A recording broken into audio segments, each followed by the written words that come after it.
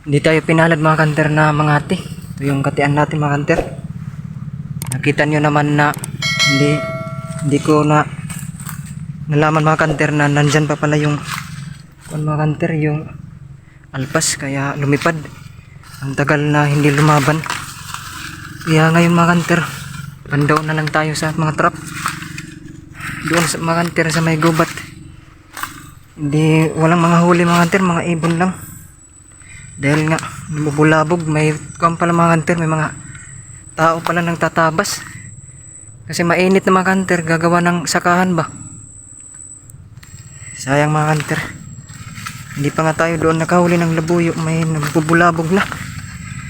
So yun mga kanter, dito na lang tayo magpandaw sa last kong trap. Dito yung may mga huli na mga labuyo. Ito yung pangati ko mga kanter. Hapon na mga kanter. Sana may huli tayo dito. Para hindi naman masayang yung araw natin na paghahunt. Panay mga ibon lang mga kanter, mga emerald dab. Later.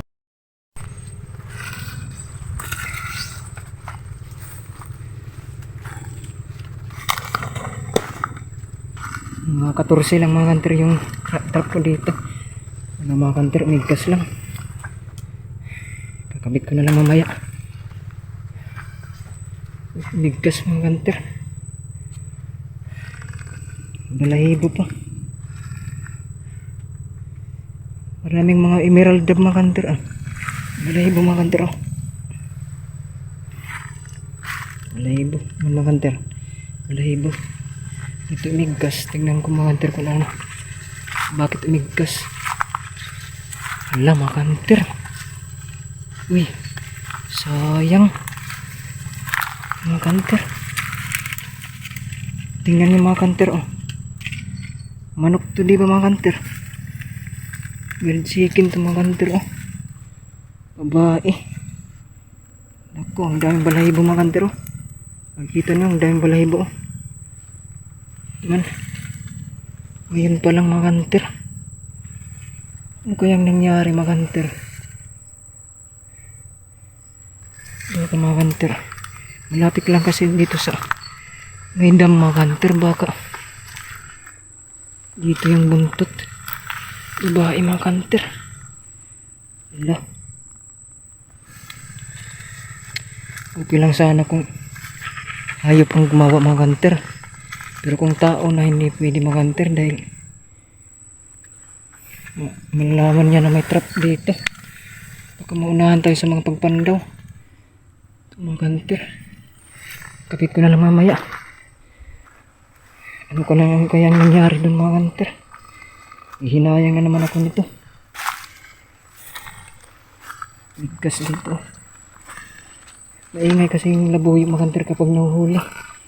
May iyak mga kanter.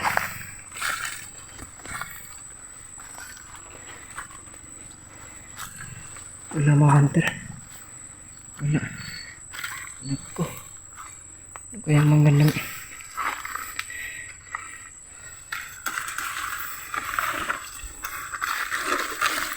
mayroon pa tayo dito sa itaas mga kanter. Huwag naman sana malaman ng ibang tao na may trap dito. Hindi yan mabuti mga kanter.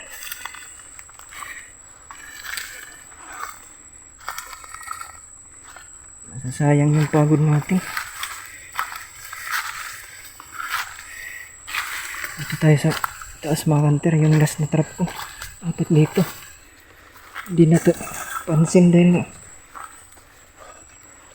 kailangan itong sadyain na puntahin dito sa pataas na to.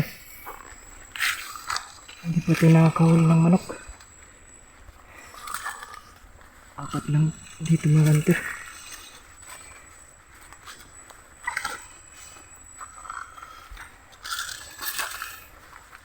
Ang tahimik Ano yung mga kanter?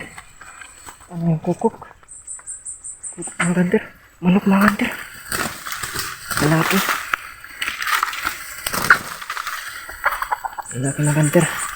Salamat. Ganda mga kanter. Gandang kulay.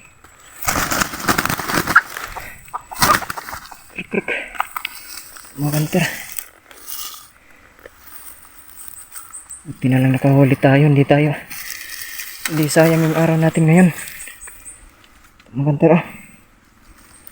Ang tahid matulis na rin, so nakahuli na din dito mga kanter.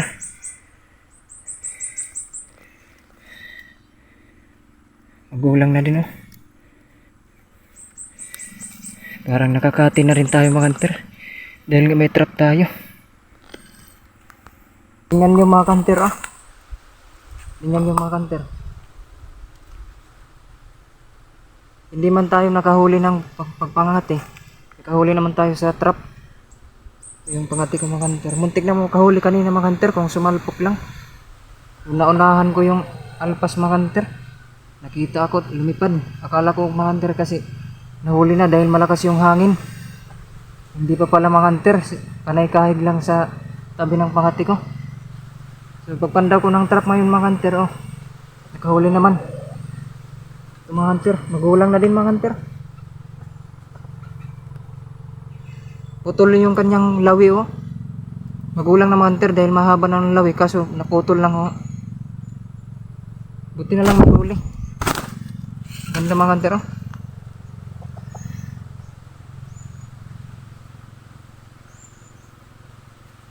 matapang to mga kanter, ganitong klaseng labuyo dahil kapag dikit yung kanyang palong, kadalasan yan mga kanter matatapang na labuyo. Pero kung mga kanter yung may distansya mga kanter, parang tawag sa amin dito tangkagan mga kanter, yung tukal dito mga kanter, may distansya dito.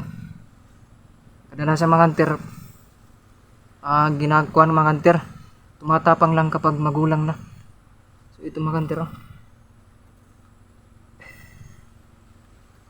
ganito ka-effective mga kanter ang mga trap.